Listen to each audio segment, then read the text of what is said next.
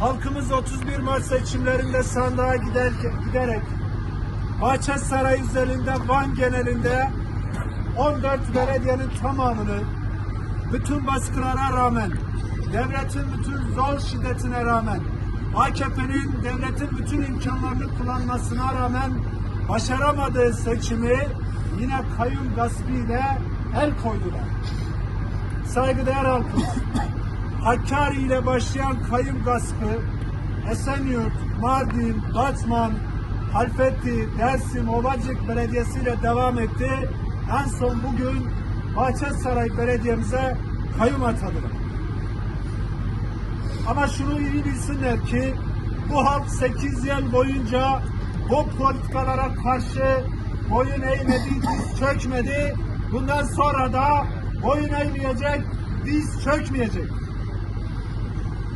Siz yıllarca politikalarınızla Bahçesaray halkını zaten yoksullaştırdınız.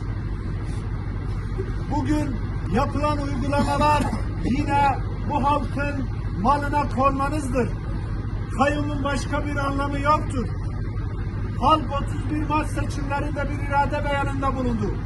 Eğer siz bu halkı tanımıyor, o halkın iradesini tanımıyorsanız o zaman sandıkta kurmayın.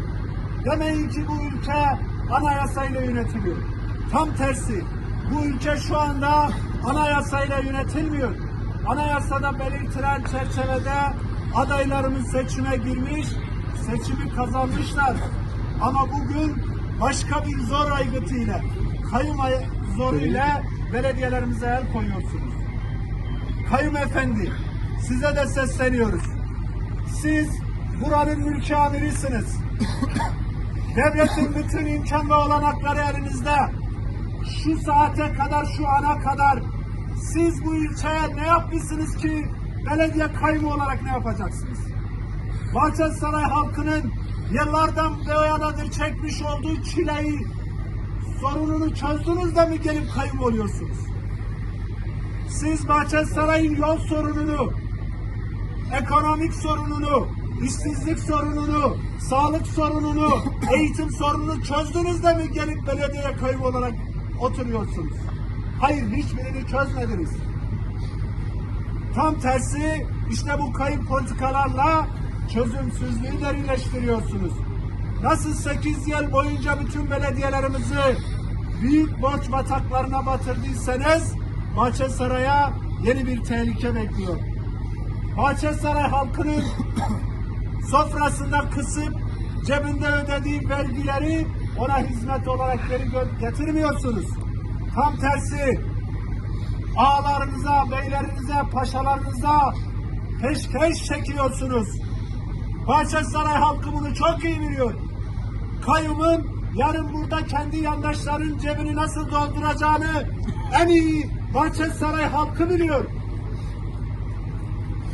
Onun için bu halkın seçmiş olduğu belediye iş başkanlarımız Melahat Benek ve Ayvaz Hazır. Bu halkın iradesidir. Bu halk seçmiştir. Ancak bu halk görevden alabilir. AKP'nin uyduruk işte kararlarıyla görevden alınamaz. Kendi keyfine göre istediği şekilde istediği belediye kayyum atayarak olmaz. Bunlar nasıl seçimle gelmişlerse belediye iş başkanlarımız da seçimle geldiler. 31 Mart seçimi öncesinde arkadaşlarımız seçim kuruluna giderken bir yurttaş olarak seçme ve seçilme hakkının önünde hiçbir engel yokken seçime girdiler. Ama bugün bir engelle karşı karşıyayız. Uyduruk davalarla, sünni işte delillerle. Bilsinler ki Bahçesaray'ın halkı biziz. Bahçesaray halkıyla birlikte dimdik ayaktayız. Bahçesaray'ımız sadece bir belediye binasından ibaret değildir. Bundan sonra bütün çalışmalarımızı halkımızla 31 Mart'ta kazandığımız gibi yine halkımızla birlikte bütün çalışmalarımızı yürüteceğiz. Hepinize başarılar diliyorum.